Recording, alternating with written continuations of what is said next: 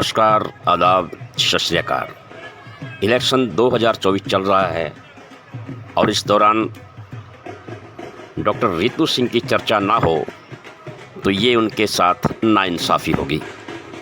Doctor Ritu Singh वही चेहरा जो पिछले दिनों बहुत बड़ा आंदोलन जिन्होंने किया और उस आंदोलन में अनेकों लोगों ने उनका साथ भी दिया। आज चंडीगढ़ से बीएसपी की प्रत्याशी के रूप में समाज के बीच में हैं और उन्होंने लाइव आकर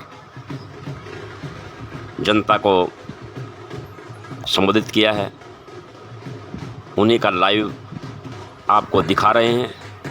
देखिए डॉक्टर रितु सिंह किस तरह से अपने संबोधन में अपनी बातें रख रही हैं। इस वीडियो को आप पूरा ज़रूर देखें। बहुत महत्वपूर्ण जानकारियों के साथ बहुत महत्वपूर्ण संबोधन है डॉक्टर रितु सिंह का, जो कि समाज में हर तबके के साथ सामाजिक कार्यों में बढ़ चढ़ कर भाग ले रही हैं और आज लोकतंत्र के महापर्व में अपनी शानदार एंट्री की है, जहां पर वो जा रही हैं। डोर टू डोर लोगों का जन समर्थन उनको बहुत अच्छे से मिल रहा है। जेसीएन न्यूज़ भी आज उनके इस लाइव को दिखाने जा रहा है, जो उन्होंने सोशल मीडिया के माध्यम से लाइव किया। लीजिए डॉक्टर रितु सिंह। साथियों, आप सबके बीच में हम लोग इस समय अपने पार्टी कार्यालय में बैठे हैं, जो कि 24 सेक्टर में है चंडीगढ़। और आप सबको पता है कि लोकसभा चुनाव एकदम नजदीक आ चुके हैं।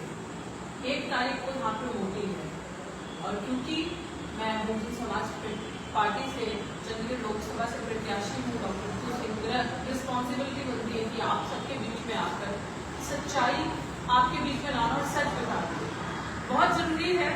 कि इसलिए मेरा लाइव आना जरूरी है और आपको बताना, क्योंकि बहुत सारी चीजें सोशल मीडिया जो दिखाता है वो मेन मीडिया नहीं दिखाता। मेन मीडिया आपको रियलिटी नहीं दिखाएगा। मेन मीडिया अपनी जमीन पे जाएगा नहीं और जो दिखते मैं देख रही हूँ वहां पे जाके, वो आपको कभी नहीं बताएगा कि लोगों के मुद्दे क्या हैं, लोगों की तकलीफें क्या है, चंडीगढ़ की जनता क्या असलियत दिखा रही है। और यहाँ की जो कॉलोनीज है, यहाँ की जो बस्ती है, जो गांव है, वो चीख कर चिल्ला रहे हैं कि हमारे साथ इंसाफ कब होगा, हमें हमारे वक्त कब मिलेगी, हमारी चीजें कब मिलेगी, कब हमारी जो स्थिति बद से बदतर होती जा रही है, कब इसमें सुधार होगा। मैं छोटी छोटी एग्जाम्पल्स आपको दूंगी, क्योंकि ये रिपोर्ट कार्ड मेरे मायने के हिसाब से कि जो मैं आपको बता रही हूँ, जो मैं फील्ड में गई हूँ, क्योंकि जैसे मैं बार कहती हूँ कि आपके बीच में डॉक्टर रितु सिंह 10 साल का संघर्ष करके आए हैं। ये पैराशूटर ने एक राष्ट्र में जमीन पे काम किया। ये उन लोगों में से नहीं है कि जो आज किसी कॉन्स्टिट्यूंसी में 5 साल काम करेंगे, रहेंगे, जीतेंगे वहां से, फिर अगले 5 साल में दूसरी लोकसभा पकड़ेंगे, फिर उसके अगले 5 साल बाद तीसरी लोकसभा पकड़ेंगे। ऐसे लोगों से बहुत होशियार है। आपने देखा बीजेपी का 10 साल का यहाँ शासन रहा, उन्होंने दूसरी सरकार को, कांग्रेस सरकार को गालियां दी, कांग्रेस सरकार की पोल पट्टी खोली कि क्या किया कांग्रेस, विच इज राइट, कि क्या उन्होंने कुछ नहीं किया। तो उन्होंने जो काम नहीं किए उस पर ये सरकार आई बीजेपी कि उन्होंने सड़कें नहीं बनाई, उन्होंने गरीबों को अधिकार नहीं दिए, उन्होंने कॉलोनी की स्थिति बद से बदतर कर दी, मालिकाना अधिकार नहीं दिए। हम क्लीन पोल्यूशन फ्री चंडीगढ़ बनाएंगे, हम चंडीगढ़ के बच्चों को जो यहाँ रहते हैं तो रिजर्वेशन नहीं दी, यहाँ मेट्रो नहीं होता। तो क्या क्या झूठ बोला जो आपके सामने की सरकार ने 10 साल के कार्यकाल में भाजपा ने एक भी वो काम नहीं किया। अब स्थिति है कि जब लोग डंका जो प्रचार चल रहा है और डंका बजाते हैं, देखिए 70 साल में ये हुआ, 70 साल में डेवलपमेंट हुआ, 70 साल में भ्रष्टाचार खत्म हुआ। तो मैं आपके बीच में ये कहानी सुना रही हूँ, आप ध्यान से सुनिए। 70 साल तक एक सरकार रही जिसे हम कांग्रेस कहते हैं, जो अपना डंका बजाती है कि जी संविधान को हमने बचाया, गरीबों को हमने अधिकार, जमीनें हमने ली। मैं आज आप सबके बीच में इनका नकाब खोलना चाहती हूँ कि जो ये 70 साल का नकाब पहले बैठे हैं, कौन सी जमीनें निभाई, लोगों की मेहनत की थी, लोग जो फौज में थे, जो नौकरियों पे थे, जिन्होंने अपने सर जो लोग शहीद हुए देश को आजाद करने के वक्त में, उसमें देश के लोगों का भी उतना अधिकार है। उन लोगों को अपनी मेहनत की चीजें मिली, आपने एहसान नहीं किया। तो मैं आप लोगों को ये रियलिटी दिखाना चाहती हूँ कि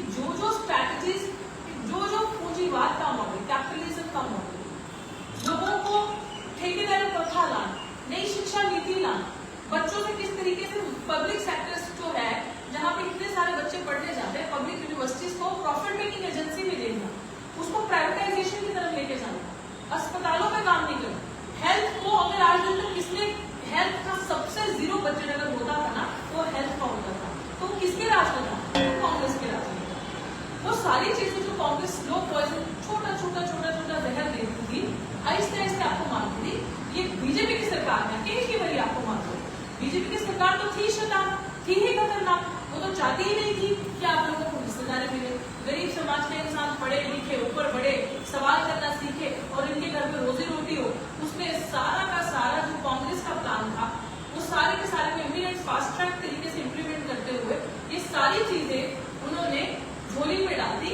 लोग अपने आपका ये करके बीजेपी ने उस पर स्टैम्प लगा के और आपको एक झटके में मार दिया। आपके बच्चों से एक झटके में स्कूल छीन लिए, बैंक छीन लिए, रेल छीन लिए, जो भी सरकारी संस्थाएं थी, सस्ते अस्पतालों को महंगा कर दिया, स्कूलों में बिल्कुल ध्यान नहीं दिया, प्राइवेट स्कूल प्राइवेट प्लेयर्स को लिया, एक सारा कर दिया।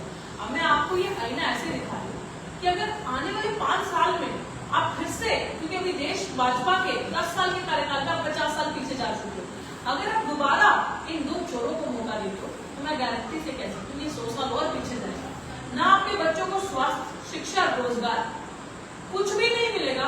अस्पताल अभी तक चंडीगढ़ में सिर्फ 3 है मेन, क्यों नहीं बड़े अस्पताल? कौन सोचेगा इन चीजों के बारे में? फिर उसके बाद अभी तक जो लोग लोन खत्म कर चुके हैं, किस्तें खत्म हो चुकी है घरों की, उनको उनके मालिकाना अधिकार नहीं है। उसके बाद लोगों की सबसे बड़ी समस्या, जब मैं सेक्टर्स में गई तो लोगों ने कहा कि हमें कहते हैं कि नीड बेस्ड चेंज आप कर सकते हो, माइनर मॉडिफिकेशन करते तो पर्चे आ जाते हैं, उसके ऊपर फाइन होता है, कोर्टों में तरीके भुगतने जाओ। अरे कोई तो सरकार की जिम्मेदारी होगी, जहाँ पे पब्लिक को असुविधा नहीं होगी सरकार थोड़ा बहुत तो एडजस्ट कर सकती होगी, लेकिन ये जानबूझ के दहशत क्रिएट करके। फिर चंडीगढ़ में रहने वाले, जब मैं बस्तियों में अभी कॉलोनीज में गई तो लोग मुझे बहुत कभी रिस्पॉन्स नहीं देते, एवरी टाइम मेरे ऊपर दरवाजा भी बंद करते कि अब तुम पे याद नहीं, वो लोग भी चोर आए थे, वो मैडम भी 10 साल के लिए आई थी बोल के 5 साल के लिए किरण खेर दोबारा लौटी नहीं यहाँ पे, कभी मुंबई में नजर आती है, कभी कहती है मेरे को कोरोना हो वापस नहीं आई। तो इन चोरों ने जब आपके बच्चों को कुछ ले लिए, वो लोग ये बोलते हैं कि हमारे घर में 3 बच्चे हैं, तीनों बेरोजगार, तीनों के पास रोजगार नहीं है, इसका हिसाब किताब कौन लेगा? कौन एम्प्लॉयमेंट देगा? तो ये मैं इंश्योर करती हूँ कि जो चंडीगढ़ के बच्चे चंडीगढ़ में जमे पले हैं उनके लिए रिप्रेजेंटेशन हो, ताकि उनको अधिकार मिले, वो यहाँ पढ़ सके, वो यहाँ नौकरी कर सके, उनको बाहर 10-15 हजार के लिए धक्के नहीं खाने पड़ेंगे, चंडीगढ़ से बाहर जाके नौकरी करनी पड़े। आसपास बहुत सारी ऐसी चीजें जिनपे PSP Bahujan Samaj party fully determined है काम करने के लिए, फुली फोकस्ड है काम करने के लिए। और मैं आपको आश्वासन दिलाती हूँ, अगर आप डॉक्टर रितु सिंह को चुन के भेजोगे, एक पढ़े लिखे लड़की है, बेटी है, आपकी महिलाओं की, आपके बच्चों की स्थिति अच्छी करेगी, उनके साथ खड़ी रहेगी, नारी सशक्तिकरण का एक बड़ा एग्जाम्पल सेट करेगी, क्योंकि खुद एक स्ट्रॉन्ग वुमेन है और पढ़ी लिखी है, आपके बच्चों की शिक्षा का सबसे ज्यादा ध्यान देगी, आपके बच्चों के रोजगार का ध्यान देगी। कोई भी मेरा बहन बेटी, मेरी जो साथ के लोग, मेरी उम्र के लोग कोई बेरोजगार नहीं रहेंगे। बेस्ट स्ट्रैटेजीज इंप्लीमेंट करूंगी चंडीगढ़ के अंदर कि किस तरीके से चंडीगढ़ के बच्चों को यहाँ पे रिप्रेजेंटेशन मिले, अच्छी एम्प्लॉयमेंट जनरेट करूंगी, बाहर की पेरिफेरी में प्लानिंग जो हमारी चल रही है, अच्छी इंडस्ट्रीज लगाएंगे ताकि बच्चों को, लोगों को रोजगार मिले, व्यवसाय करने का उनके पास ऑप्शंस हो। इस तरीके के मॉडल के साथ हम इम्प्लीमेंट करेंगे ये चीजें। एजुकेशन पे फोकस किया जाएगा, स्कूल जो सरकारी हैं उन पे काम किया जाएगा, जिन फ्रॉडों ने गरीब बच्चों के लिए जो बस्तियों के आसपास स्कूल होते हैं उसको इग्नोर किया, वहां पे मैं करूंगी। और मेरा सबसे बड़ी प्रायोरिटी रहेगी कि 24/7 जो डिस्पेंसरीज हैं वो मोहल्ले में हो, बस्तियों में हो, छोटी छोटी सोसाइटीज के अंदर हो, इस तरीके के रोल मॉडल के साथ हम काम करेंगे। और अब मैं आपको यही चीज कहूंगी, आपने दोनों को ले, मैं कहती हूँ कि ये जितना मर्जी डंका बजा लें, ये फ्रॉड है, फ्रॉड रहेंगे, अपने बच्चों के साथ खिलवाड़ मत करना। मीडिया मुझे कहती है कि आपका बहुत बड़ा कंपटीशन है, 2 बड़े बड़े दिग्गज लोग सामने खड़े हैं। मैं हमेशा ये चीज बोलती हूँ कि मेरा कंपटीशन मेरे अपने साथ है, मैं अपने साथ कंपटीशन करूँ कि जो मैं अच्छा करके आई मैं उससे और बेहतर कैसे करूँ। मैं प्रचारकों के साथ कंपटीशन नहीं करती, मैं अच्छे बोलने वाले, भाषण देने वालों के साथ कंपटीशन नहीं करती, जो सिर्फ कहते हैं मैं उनके साथ कंपटीशन नहीं करती, मेरा कंपटीशन करने वालों के साथ है। और मैं इन दोनों को चैलेंज करती हूँ, कांग्रेस के नेता जो यहाँ से खड़े और बीजेपी पे, अगर, और मीडिया को मैं कहती हूँ कि अगर आपको लगता है कि ये ओपन डिबेट, जो दोनों कहते हैं कि वो मेरे साथ डिबेट में आ जाए, वो मेरे साथ डिबेट में आ जाए, तो मैं ओपनली कहती हूँ कि डॉक्टर ऋतु सिंह यहाँ बैठिए, अपनी रिपोर्ट कार्ड लेकर आना, 10 साल की आप और 70 साल की आप, रिपोर्ट कार्ड लेकर आना। और ये मान्यवर जो पहले अनंतपुर साहिब की रिपोर्ट कार्ड लेके, लुधियाना से रिपोर्ट कार्ड लेके आए और मेरे सामने बैठे, और मैं फिर इन्हें चैलेंज करती हूँ, मेरी तो रिपोर्ट कार्ड ऊपर पड़ी है 10 साल की, क्या की, फिर चैलेंज करती हूँ कि आप क्या कर सकते हैं और आप कैसे 5 साल और जो लोगों को विश्वास दे रहे हैं, कैसे ठगेंगे, संविधान की हर धारा का उल्लंघन करने वाले संविधान को बचाएंगे कांग्रेसी। और दूसरे जो ये कहते हैं कि संविधान अगर हम 400 पार आएंगे तो संविधान को बदलेंगे, ऐसे लोगों से विश्वास है। और इनसे गरीबों को, खासकर जो समाज है, वो देखना है कि ये ठेकेदारी प्रथा लाके आपका सब कुछ खत्म कर दे और आगे को कुछ नहीं बचाएंगे। तो मैं यही कहती हूँ कि सच्ची लोगों को आगे जाने दें, जो आपके लिए इस जंग में मान सम्मान आपके आगे रहकर लड़े। डॉक्टर ऋतु सिंह को इस बार वोट देकर चुने, हाथी का चुनाव निशान पे जाए, वो बटन दबाए और अपनी बेटी डॉक्टर ऋतु सिंह लोकसभा प्रत्याशी चंडीगढ़ से उनको विजय बनाए। सब्सक्राइब कीजिए हमारे चैनल को और बेल आइकॉन को दबाइए हमारी लेटेस्ट वीडियो सबसे पहले देखने के लिए।